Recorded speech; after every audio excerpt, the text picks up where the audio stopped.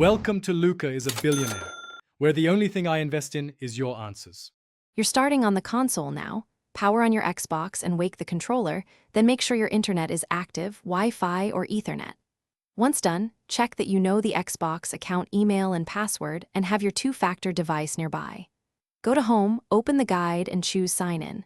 If the system prompts an update, install it first. It prevents sign and blockers.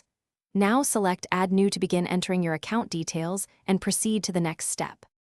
You'll enter your email and password on the Add Account screen. Use the on-screen keyboard or the Xbox mobile app for faster typing. Once credentials are accepted, the system may ask for two-step verification. Get the code from SMS, email, or your authenticator and type it in. After verification, you'll be asked to pick or create a profile name and choose simple privacy and online safety options. Make choices that match how you want to appear online. Then finish by confirming your gamer tag appears in the top corner and that any Xbox Game Pass or Live Gold subscriptions show as linked.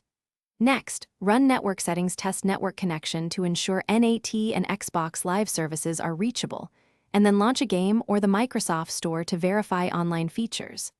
If something fails, reset your password, check Xbox Live status on another device, and restart your router and console. If problems persist, remove and re-add the account. That often clears lingering sign and errors. Thanks for watching and please subscribe. It's the best investment you'll ever make.